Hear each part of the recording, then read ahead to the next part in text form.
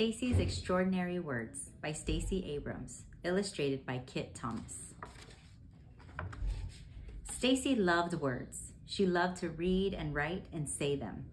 She adored fun words, long words, unusual words, words with wonderful histories and weird combinations. Whenever Stacey learned a new word, it was like making a new friend. First, she would find the dictionary. Then she would look up where the word had come from and learn its secrets. Did any of its letters hide and stay quiet? Like the P in ptarmigan, a bird that lives in cold northern regions. Or were they strong like the I in bright? Next, she wrote the word in her special notebook of extraordinary words. She practiced how to arrange the letters just right, how to sound them out. That's because she loves spelling interesting words most of all. With her favorite words, she would try to remember their quirks, what made them special. When she saw a super long word like onomatopoeia, a funny word to describe the sounds of other words, she had to jump and sway. Words like duckling made her grin. Persnickety tickled her tongue. Sometimes Stacey thought that the words understood her better than people did. When she sat by herself during recess, they never teased her about being quiet, or about being clumsy when she fell, or awkward when the joke in her head came out wrong. When she read books under the covers, words never told her to go to sleep.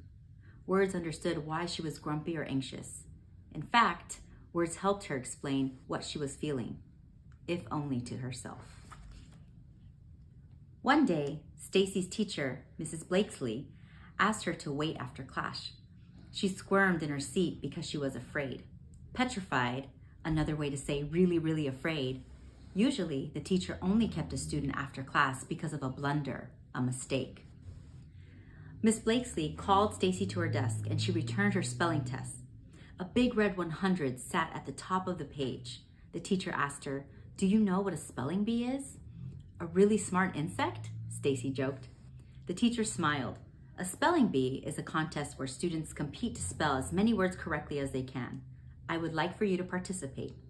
Stacey couldn't believe it. Who else will be there? I'm nominating you and Jake. The spelling bee is next week.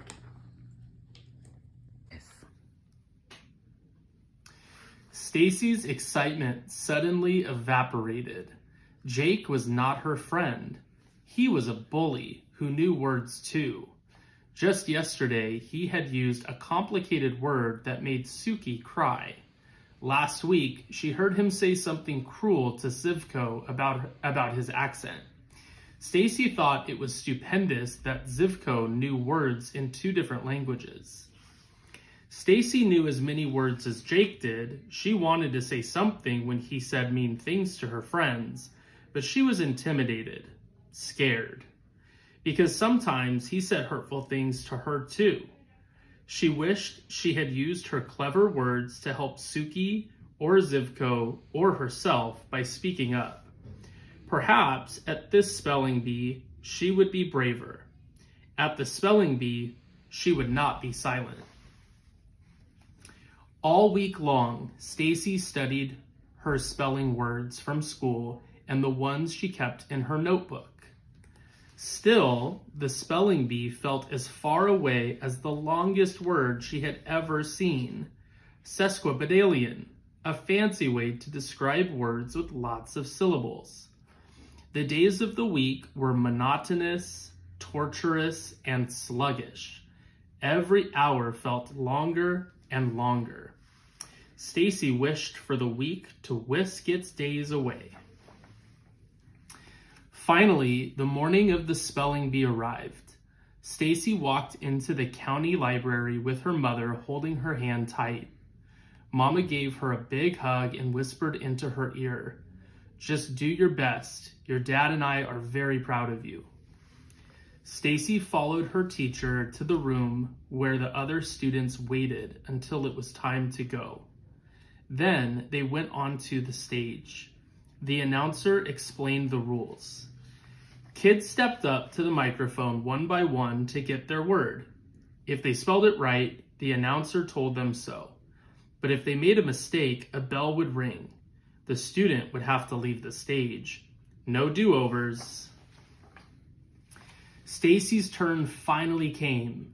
Her stomach ached with nervous energy. But she was ready. She said the word. Dither. Sound it out. Dither. Spell it. D-I-T-H-E-R. That is correct.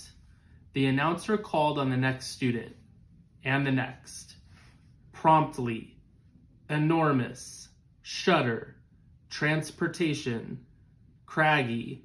Reception. Village. Finally, only 3 contestants remained. Stacey and Jake and a girl from another school. The girl went up to spell her word. Ding! She had spelled chocolate without the second O. We are down to our final 2 contestants, the announcer told the audience.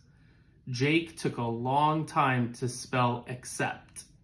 Stacey got squeezed, but she remembered the lost letters she adored, like Q and Z. Jake tackled clamoring. Stacey conquered disengage. Then Jake defeated geometry. Stacey returned to the podium, ready to do battle with her next word. She repeated it. She pronounced it. She spelled it.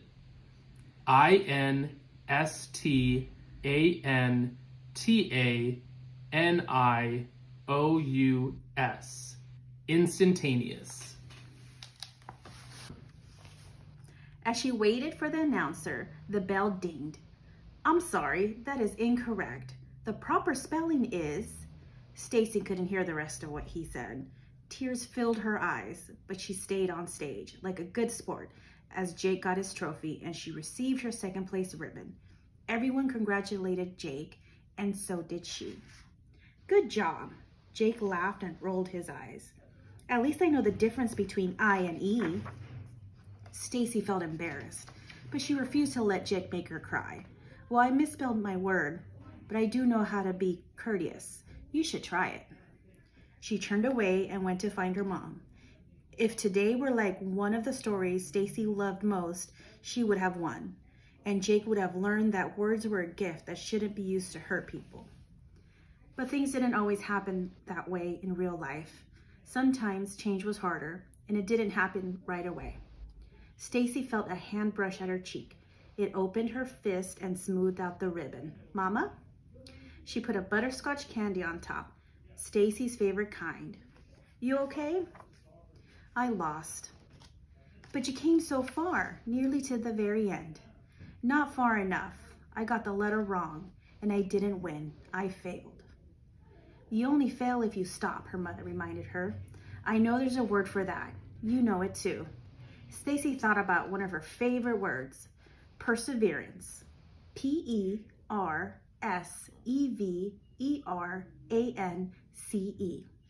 Exactly. So let's go home and learn more words.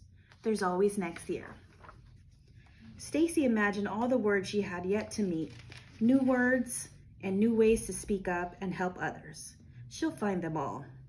No, Mama, there's always tomorrow. The end.